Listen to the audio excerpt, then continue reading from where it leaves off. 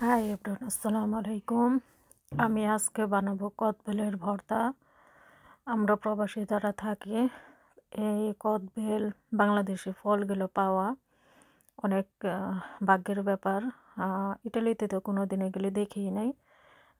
আলহামদুলিল্লাহ, ইংল্যান্ডে আসার পর থেকে কদবেল সব ধরনের ফল সব কিছুই আমরা পাই। এর জন্য আল্লাহ তাআলার কাছে অনেক অনেক শুকরিয়া। এর আগেও একদিন আনছি, ওই দুটো নষ্ট হয়ে গেছে। আর 2-3 দিন আগে নিয়ে আসছি মার্কেট থেকে। না, ভালোই পড়ছে এই দুটো বেল অনেকগুলো হয়েছে। আর আমি বেলের সাথে একটু আহ, তেঁতুলও দিব, বিচি গেলে ফেলে দিয়ে তেঁতুলটা দিয়ে দিচ্ছি আমি। আর এখানে একটা কাঁচামরিচ কুচি করে দিয়ে দিচ্ছি।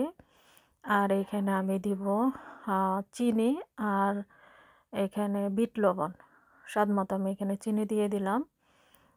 আমি যখন বানিয়েছি মনে হয়েছে যে 1 টেবিল চামচ দিলেই হবে। পরে আমি আরও 2 টেবিল চামচ চিনি অ্যাড করছি, যেহেতু বেলটা অনেক টক ছিল আর তেঁতুল অ্যাড করছি।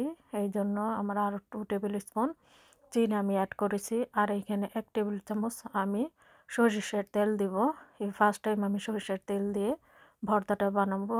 আমি ইউটিউবে দেখছি যে একটু সরিষার তেল দেয়, এই জন্যই দিলাম। এর আগে কখনো আমি সরিষার তেল দিয়ে বানাইনি। যাই হোক, ভর্তাটা খেতে অনেক মজা হয়েছে। আর পাকা ভিতরে বেলগুলো পাকাও ছিল। যাই হোক, আল্লাহ তাআলার কাছে বহুত লাখো শুকরিয়া। এই বিদেশের মাটিতেও আমি দেশি ফলগুলো পাচ্ছি, খেতে পারতেছি। এর জন্য আল্লাহ তাআলার কাছে অনেক শুকরিয়া আদায় করি।